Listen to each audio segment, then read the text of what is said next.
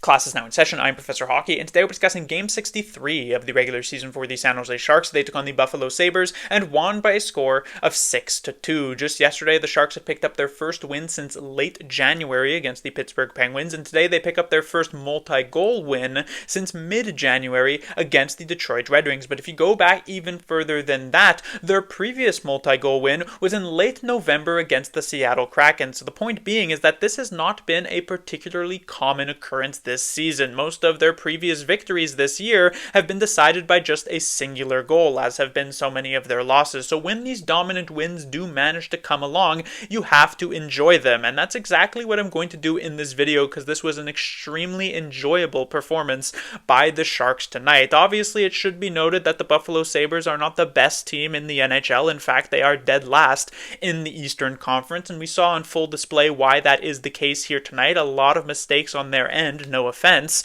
but at the same time, a lot of credit does still have to go to the Sharks, because not only are they last in the West, they are dead last in the entire NHL, so they still come in to every single one of these games as the underdog. So when they are able to perform as well as they did here tonight, a lot of kudos heads their way. In the first period here, this one does finish out 0-0 after 20 minutes, but not for a lack of chances in this one. The Sabres would have a couple of rush opportunities, but it was still mostly controlled by the Sharks, as they would have a ton of great opportunities, oh so close to scoring multiple different times, usually off the stick of Macklin Celebrini, and Buffalo were considering themselves very lucky to still be in a tie game. And so going into the second period, it was a situation where perhaps the Sharks would be regretting the missed opportunities of the first, but they would strike very early on in that middle frame. Timothy Liljegren puts it in on a bit of a weird goal. This was not called a goal on the ice immediately, and so play continued on for the next few seconds until the buzzer in the arena does go, and it was confirmed that the puck had completely crossed the goal line. Nice to see Liljegren get rewarded here. A little bit of a delayed gratification, because he was so good yesterday against his former team of the Toronto Maple Leafs, and he's able to pick up the goal here as a reward, so to speak. Makes it 1-0 San Jose.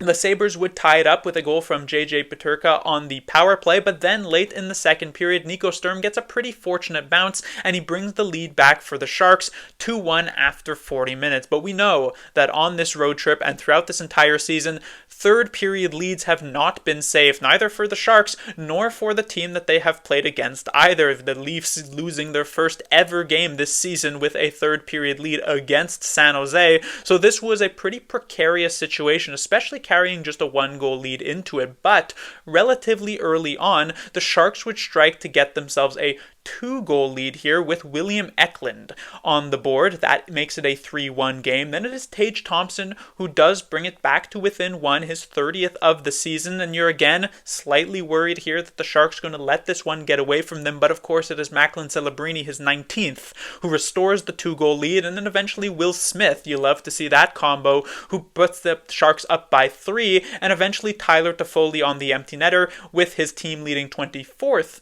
of the season, and it is a 6-2 win for the San Jose Sharks. And as I said, this was such an enjoyable experience. We saw on full display the youth here for the San Jose Sharks, what the future of this team is truly going to look like, with players like Celebrini and Eklund and Smith and a bunch of other guys who I'll get to in a little bit, who had some of their best games of the entire year thus far. Just an absolutely wonderful game. You couldn't wipe the smile off of my face at the end of it. Moving on to the players to talk about, we have the Sharks top line. It's Celebrini, it's Smith, and it's Zetterlund. This was the line that we saw get put together near the end of the Maple Leafs game yesterday, and indeed Warsofsky does decide to stick with it and see how it does, and we will open this discussion up with Macklin Celebrini, who was, he's been very good throughout much of this season. Most of his games, he's had great outings and been one of the Sharks' most productive players, and even on this road trip, maybe he's had slightly slow starts against Ottawa or even just yesterday against Toronto, but he usually brings it back near the end.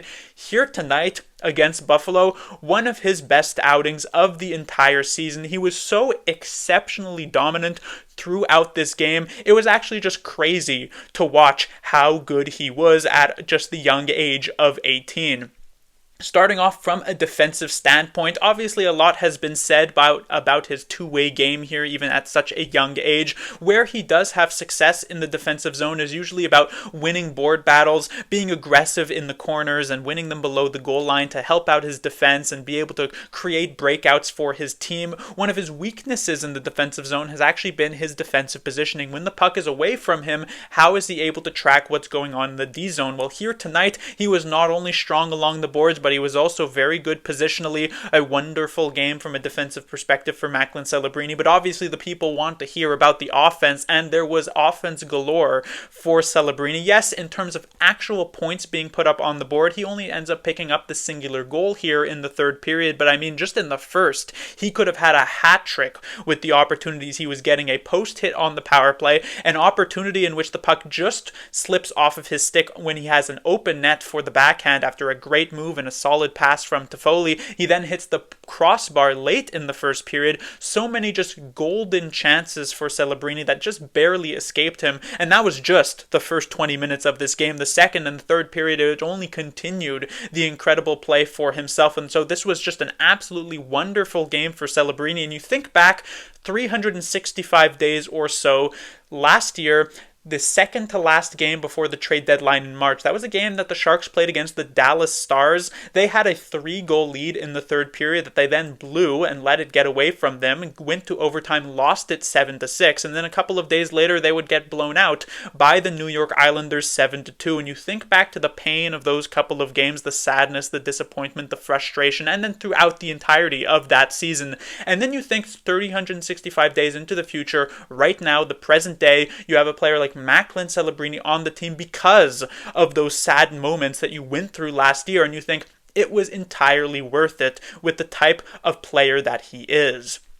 When it comes to his two line mates here tonight, both Zetterlund and Will Smith, I will give them the credit, of course. They both had really solid games, but I honestly do believe that Celebrini was so good that he so heavily elevated both of his line mates, and this is exactly what you want to see out of a play-driving number one center on your team.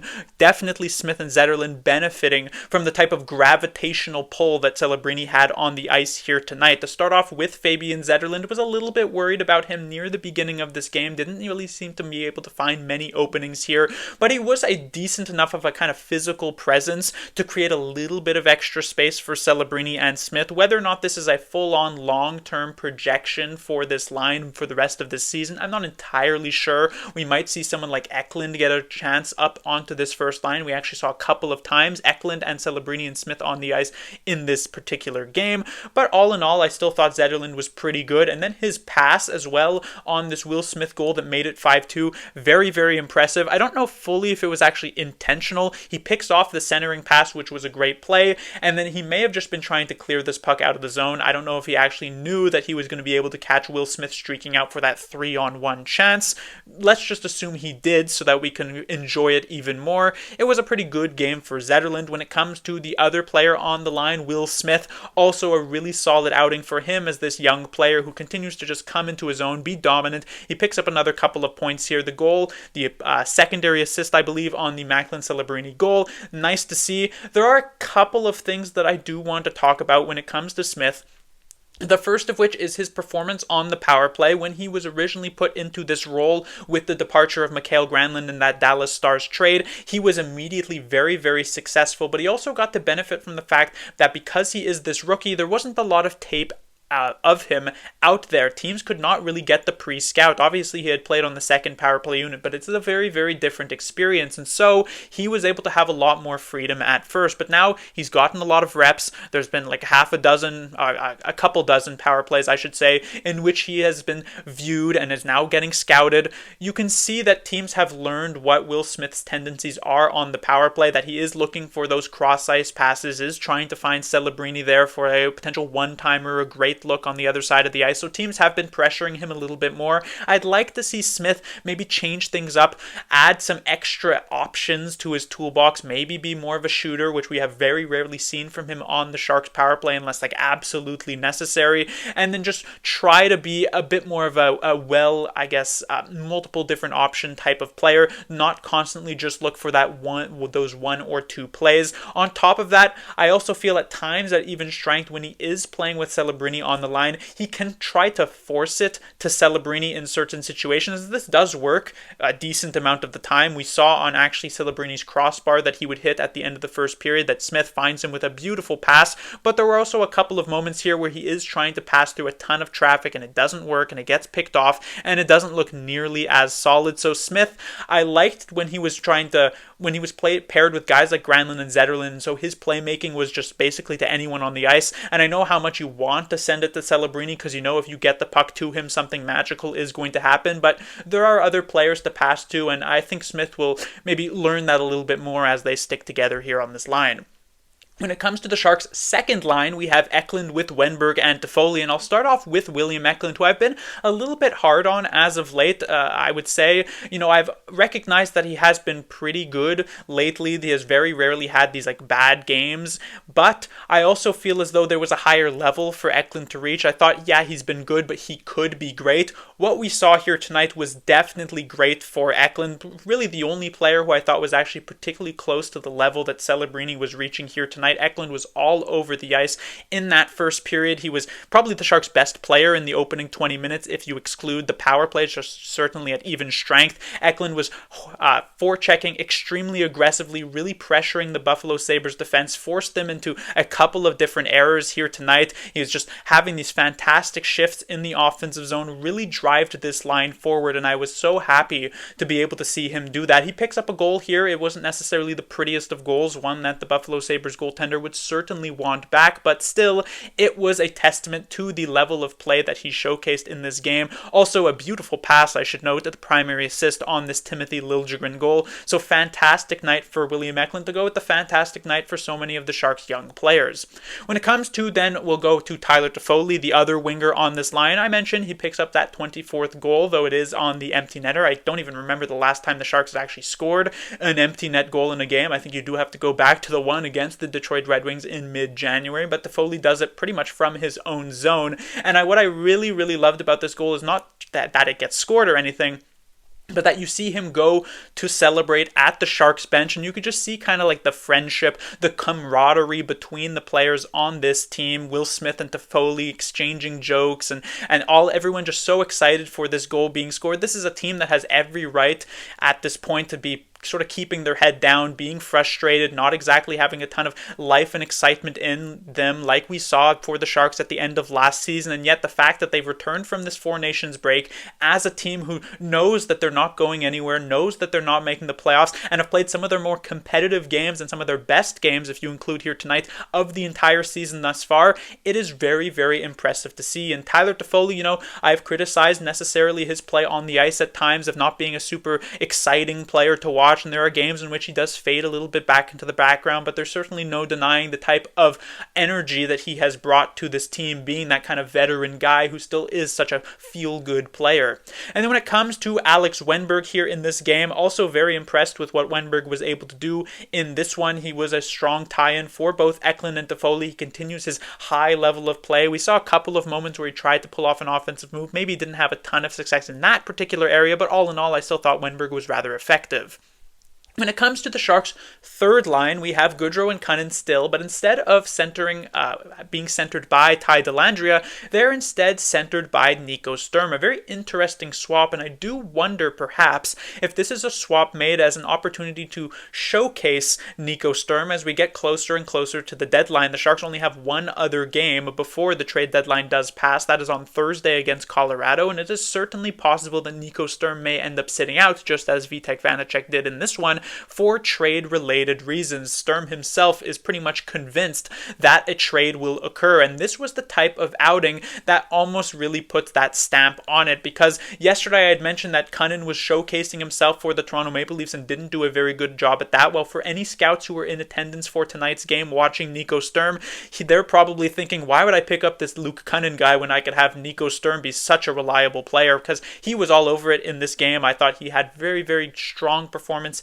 tonight against Buffalo. He scores that goal, but it's not even just that. His tenacity, his effort here, especially in the third period, which was by far his best period of the night. Nico Sturm just putting up such a great outing in this game. He's the type of player who, throughout his entire tenure here with the Sharks, the last 3 seasons, ever since being one of the first signings that Mike Grier did as Sharks general manager, has been such a reliable player in the team's bottom six. Rarely has ever kind of been much of a liability. This is the exact type of player who you want in the bottom six when you're trying to make some sort of playoff run. Unfortunately for the Sharks, it is not to be this year. It probably isn't even to be next year. And so Nico Sturm, as you would expect for any player, wants to be on a more competitive roster. And so will probably be rather happy to be traded to whichever playoff team picks him up. And whichever team does take him on will be very lucky to have him. When it comes to his two wingers tonight, I'll start next with Luke Kunin. I really wanted to like Luke Kunin's game here, especially with just as well as the Sharks were playing. So many feel-good moments. I would have loved to come in here and say every single player was so good, but it wasn't fully the case. Luke Kunin did showcase some nice speed in this game, and again, I really wanted to say that he had a good outing, but there were just a few too many mistakes here in the defensive zone made by Luke Kunin that in the end, I don't think he was awful, but he paled in comparison to the vast majority of the rest of the team in this game. And then when it comes to his other line mate, Barclay Goodrow, it is kind of crazy that they were both paired with Nico Sturm, who had such a great night, and these two I didn't think really followed suit. Barclay Goodrow also not really doing much of anything in this game. At the very least, he didn't make as many mistakes as Luke Kunin, but still not all that exciting. And then we get to the Sharks' fourth line, so that of course does feature Dellandrea being or centering both Graf and Klim Kostin. Kostin steps back into the lineup after having not played yesterday in favor of Carl Grundstrom against the Toronto Maple Leafs. Kostin is a very weird, kind of funny player to watch, I would say, because he's got a lot of talent. He is able to handle the puck pretty well. He's got some good offensive instincts. We've seen him pass it and shoot the puck decently well. He's got a lot of size where he's able to knock players off of the puck. He is the type of player that you see him make a move like win a puck battle in the neutral zone and get it back for his team, and you're like, this is a playoff player because of just the size and the strength that he does have. But the problem with Klim Kostin as a player is that he just doesn't seem particularly smart in the sense of hockey IQ. It just feels as though he's kind of like a wrecking ball on the ice where he just sort of goes in these random directions and tries to demolish people, and sometimes he hits other teams' players and sometimes he hits his own team's players and crashes into. It's a little bit of a big ball of energy here in a way that is kind of uncontrollable, I guess. And so sometimes he'll do a great thing for your team, sometimes he'll do a not so great thing for your team, and it's the type of unreliability that they don't particularly like in a player. But obviously, again, every time you see that big move where he outmuscles someone and wins a puck battle, he extends his length of time in the NHL by another month and just manages to win contract spots. So we shall see what ends up happening for the rest of the season. I imagine he'll continuously step in and out of the lineup, and then what ends up happening in free agency as an RFA, who knows? When it comes to the other two players on this line, Colin Graf, nice little play for sure on the Nico Sturm goal, that little fake shot, and then sends this pass across. It doesn't actually reach Kostin, but takes a nice deflection that Nico Sturm is able to capitalize on. Otherwise, Graf didn't exactly do a ton here. I thought penalty killing wise, he actually had some solid outings, but even strength, not a ton doing. Then we move on to the Sharks defensively, where again, this is contrary to the usual case in this season thus far, where usually you get to the defense and you're like, this guy's terrible. But here tonight, once more, just like yesterday, the defense was actually rather solid, and it starts again on the top pairing with Wallman and Liljegren. I had mentioned Liljegren was really good yesterday against his former team, the Toronto Maple Leafs, but you were wondering if maybe he just wakes up as a man on a mission for his former team and then he reverts back to his previous self, but not actually the case here tonight against Buffalo. I thought he was nearly just as good as he had been yesterday, and that is so great to see for the Sharks. As much as Timothy Liljegren might seem like more so as kind of a rental player, when you think of the future of the Sharks defense, most people are going, yeah, it's Dickinson and it's Mukhamadullin and maybe Wallman could be there. Most people weren't really considering Timothy Liljegren, including myself, because his performance throughout this season have maybe left a little bit to be desired, but these last couple of games have been so good that he has perhaps even worked himself back into that conversation. And being a right-handed defenseman, still being relatively young, I think he's maybe 25 or 26 years of age, he could potentially have a future on this team if he can continue this type of performance throughout the rest of this season. Consistency has always been a problem for him thus far this season, and I imagine during his time with the Toronto Maple Leafs, with how many times he was in and out of the lineup, hopefully he's figured it out, because he's looked that great in these last couple days. When it comes to Jake Wallman, also was rather impressed with Wallman here tonight. Again, offensively, you're left a little bit wanting more. His performances on the power play, outside of just keeping pucks alive at the blue line, there's just not a lot of that power play quarterback energy that is in his game. It feels as though he's mostly just like a player you pass to when you don't have any other options, and he's not going to do a ton with the puck. But from a defensive perspective, loved the turnaround that Wallman has had since the Four Nations break, and he continued it here tonight. Really good performance. When it comes to the Sharks' second defensive pairing, the standout player here is definitely Shakir Mukhamadullin. I had mentioned yesterday that to me, Liljegren was the best defenseman on the ice there, but tonight it may very well go in Mukhamadullin's favor. He was just so steady, so solid. A couple of mistakes for sure. You know, it wasn't a perfect game for Mukhamadullin, but he made up for it with the great plays that he managed to pull off here. A couple of assists. The first one, not exactly like an outstanding assist or anything like that, but the second one was a really, really quick play and nice pass to Celebrini. He picks up the primary assist on that goal. Really, really good to see. Mukhamadullin just making some really smart plays in the D zone. There was one early in the first period where he kind of like blocks a shot or like blocks a pass and then immediately skates it out himself. Doesn't just chip it out, doesn't just try to get it down the ice and then end up taking an icing and getting a defensive zone faceoff, but actually carries the puck out of the zone himself, makes a play happen. It's just very, very nice to see him being able to put it all together. The one thing for Mukhamadullin, he definitely does need to add a little bit of size to his game. He does kind of feel like Bambi a little bit on the ice. He's so tall, but he's so lanky, and the NHL has him listed at 200 pounds, 6'4". Honestly, I don't really trust that. 200 pounds, even though for 6'4", that's not even that big, but it doesn't even feel as though he's that level. So he definitely needs to add some size and some strength during the offseason here, but he's getting smarter at every single game that passes, and he's been so reliable, in fact, that Warsofsky continues to very heavily play him in the Sharks' top four, even in shorthanded situations and the like, because he has shown himself to be that type of trustworthy defenseman. And so I look, into the future here. Mukhamadullin definitely working his way into a top position for the Sharks. When it comes to his defensive partner Mario Ferraro, I thought it was a pretty good outing for Ferraro for sure. I liked some of his aggressiveness from an offensive perspective. I thought he was doing some good jobs there. It didn't really lead to much of anything still, but when you're playing in the offensive zone, that means you're not playing in the defensive zone, which is somewhere that Ferraro has struggled with throughout much of this season, though not as of late, and so happy with how he did here tonight as well. On this third defensive pairing, this is where, again, you are getting to a little bit of a suspect players. Jack Thompson here in this game. He has actually been pretty good, and yesterday I thought he was one of the Sharks' better defensemen against Toronto, the area that he was from. But here tonight against Buffalo, it just kind of wasn't it. The two big standout moments were a couple of really bad giveaways, one in the second, one in the third period, that led to some extended pressure in the offensive zone for Buffalo. So Thompson, his minutes kind of reflect that less than 13. Same goes with Marc-Edouard Vlasic. It just wasn't necessarily a great night for either of these two players. And then when it comes, well, I guess Vlasic wasn't too bad, but still. And then when it comes to the Sharks goaltender, we have Alexander Georgiev getting a second straight start here in the back-to-back. As I mentioned earlier on, Vitek Vanacek sits for trade-related reasons. He is still on the team. He actually backed up Georgiev here tonight, but the Sharks did not want to risk injury, which, funnily enough, the last time Vanacek did get injured was with him sitting on the bench and getting hit by a puck. So it seemed as though perhaps they needed to wrap him in bubble wrap if they really wanted to prevent anything from happening. But still, Georgiev getting the second half of a back-to-back, it was pretty risky. There was certainly a world in which Georgiev just gets absolutely shelled, and yet he was once again very solid here tonight. This was a great one-timer from Peterka that he didn't really have much of a chance on sliding across, and then there was another great one-timer from Tage Thompson, who's one of the better scorers in the entire NHL. As I mentioned, 30 goals on the season already, so he didn't have a ton of chance there, but otherwise he made the saves he needed to make. He came up with some big saves as well for this team, and Georgiev has begun to really turn this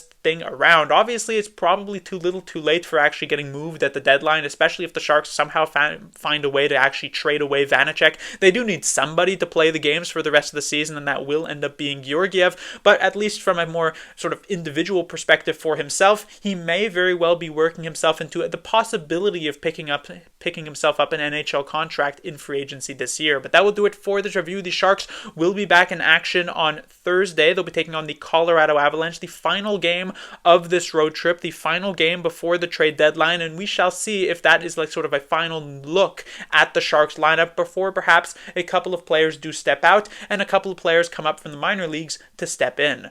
Class dismissed.